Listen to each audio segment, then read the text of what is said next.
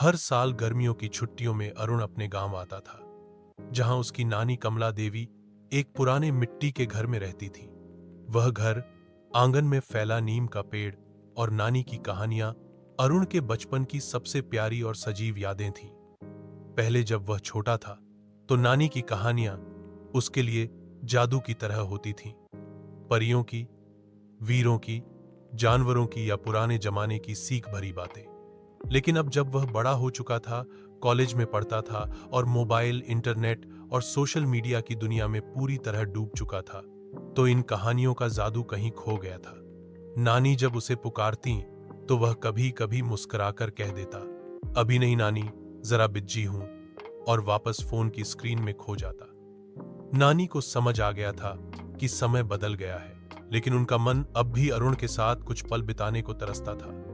एक दिन शाम को, जब दोनों आंगन में बैठे थे और नीम के पत्तों से छनकर हल्की धूप उनके चेहरों पर पड़ रही थी, नानी ने धीमे से पूछा, बेटा, अब तुझे मेरी कहानियां पसंद नहीं?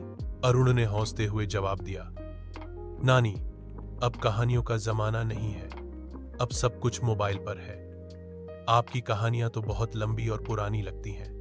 नानी मुस्कुराई, लेकिन उनकी आंखों में एक शांत उदासी तैर गई, जिसे अरुण नहीं देख पाया।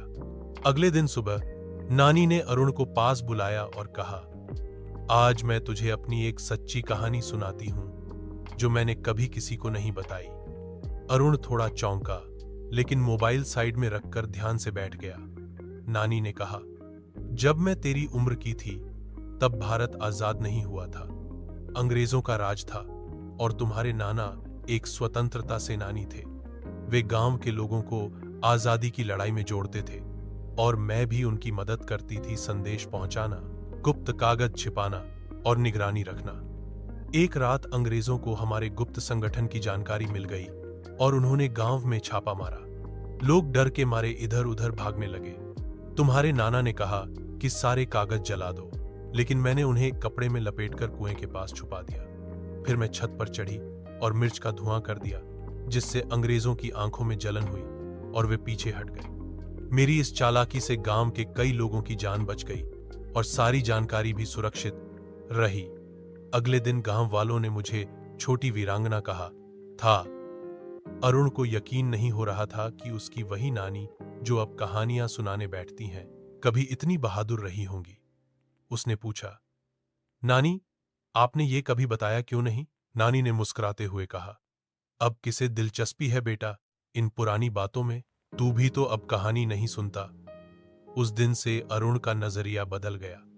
उसने नानी की कहानियां रिकॉर्ड करना शुरू की और एक यूट्यूब चैनल बनाया, नानी की कहानियां। शुरुआत में कम व्यूज आए, लेकिन धीरे धीरे लोगों ने नानी की आवाज, उनकी सादगी और असली जीवन के अनुभवों को पसंद करना शुरू किया। चैनल वायरल हो गया और लाखों लोग उससे जुड़ गए।